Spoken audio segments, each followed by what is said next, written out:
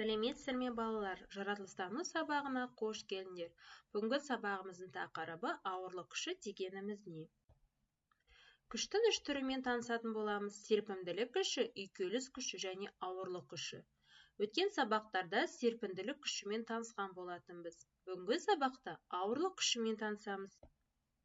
Ол үшін назарымызды суреттерге аударайық. Спортпен шұғылданып жүрген балаларды бақыла. Әр суретте допқа не болады?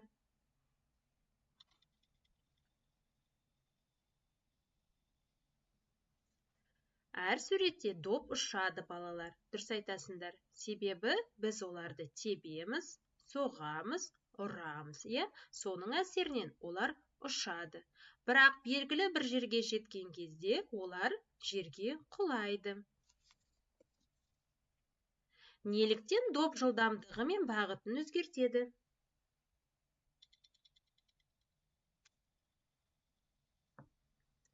Олар өзінің ауырлық күшіне байланысты жылдамдығын баяулатады және бағытын өзгертеді. Табиғатта қандай құбылыстар ауырлық күшінің әсеріне бағынады?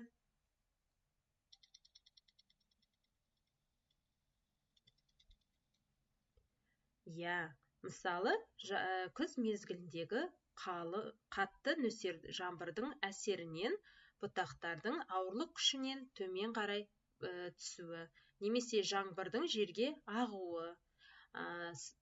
Қар көшкінін алатындай болсақ, ол да ауырлық күшінің әсерінен не істейді? Таудың төбе жағынан төменге қарай қар көшкіні түседі. Дене орналасқан зат тірек деп аталады. Жердің беті, үстелдің беті, адамның алақаны не басқа заттар тірек болуы мүмкін.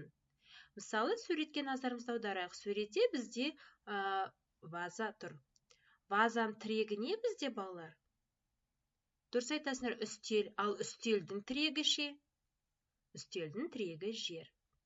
Тіректе жатқан немесе ілініп тұрған денеге ауырлық күші әсер ете ме?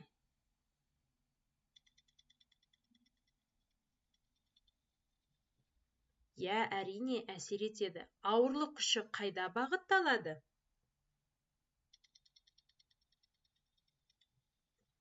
Ауырлық күші төмен қарай бағытталады. Ауырлық күшінің әсерінен денелер жерге тартылады. Ауырлық күші ғаламшардың ортасына қарай бағытталады.